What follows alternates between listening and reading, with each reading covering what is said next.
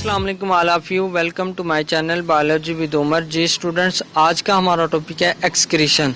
Last lecture में हमने osmo regulation के बारे में बात की थी और ऑस्मो रेगुलेशन की बेस पे प्लांट्स और एनिमल्स में डिफरेंट टाइप्स को डिस्कस किया था। आज हम इस लेक्चर में एक्सक्रीशन के इंट्रोडक्शन और प्लांट्स में एक्सक्रीशन के लिए एक्सक्रीटोफोर और ई बोनी का प्रोसेस किस तरह होता है इसको डिस्कस करेंगे। नेक्स्ट हम एनिमल्स में एक्सक्रीशन के लिए डी अमाइनेशन का प्रोसेस किस तरह होता है इसको भी डिटेल से डिस्कस करेंगे। तो सबसे पहले हम इंट्रोडक्शन पे आते हैं। एक्सक्रीशन क्या है? Elimination of wasteful metabolites.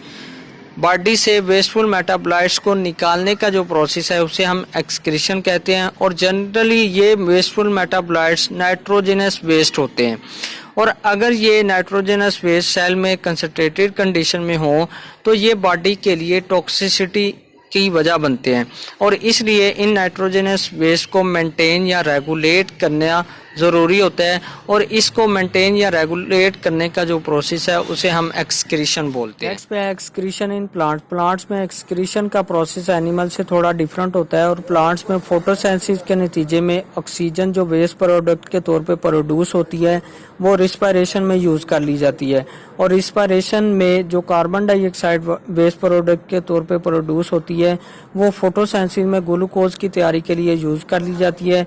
लेकिन इन दोनों प्रोसेस में वाटर भी वेस्ट प्रोडक्ट के तौर पे प्रोड्यूस होता है जो कि प्लांट बॉडी से ट्रांसपायरेशन के जरिए इवेपोरेट होता है। और प्लांट्स में डिफरेंट स्ट्रक्चर स्पेशली वैक्यूल पाए जाते हैं जो कि वाटर और डिफरेंट साल्ट्स को स्टोर करने की सलाहियत रखते हैं। लेकिन अगर इन कंपाउंड्स की प्लांट बॉडी में अकमुलेशन हो जाए तो ये प्लांट बॉडी के सेल में क्रिस्टल फॉर्मेशन की वजह बनते हैं और इसलिए इन प्लांट्स में एक स्पेसिफिक टाइम पीरियड के बाद इनके डिफरेंट स्ट्रक्चर डैमेज होना शुरू हो जाते हैं। स्पेशली ब्लू बेल में ऑटम सीजन में लीव्स गिरना शुरू हो जाते हैं और इस प्रोसेस को हम एक्सक्रीटोफोर कहते हैं। उसके अलावा ओल्ड जाइलम टिश्यू में डिफरेंट केमिकल की स्टोरेज की वजह से इनमें वाटर ट्रांसपोर्ट स्टॉप हो जाती है और इस प्रोसेस को हम ई बोनी कहते हैं जो कि प्लांट्स में होम्योस्टेसिस के लिए या एक्सक्रीशन के लिए मोस्ट इम्पोर्टेंट रोल प्ले करते हैं। लास्ट पे excretion in animal. Different animal के सेल को 3 मेजर कंडीशन में डिवाइड किया जाता है। हाइपोटोनिक कंडीशन जिसमें वाटर वेस्ट प्रोडक्ट के तौर पे प्रोड्यूस होता है और हाइपोटोनिक कंडीशन जिसमें साल्ट्स एक्सक्रीटिव प्रोडक्ट के तौर पे एनिमल्स में पाए जाते हैं और नॉर्मल या आइसोटोनिक कंडीशन जिसमें नाइट्रोजनस मेटाबोलाइट्स एक्सक्रीटिव प्रोडक्ट के तौर पे एनिमल्स में पाए जाते हैं।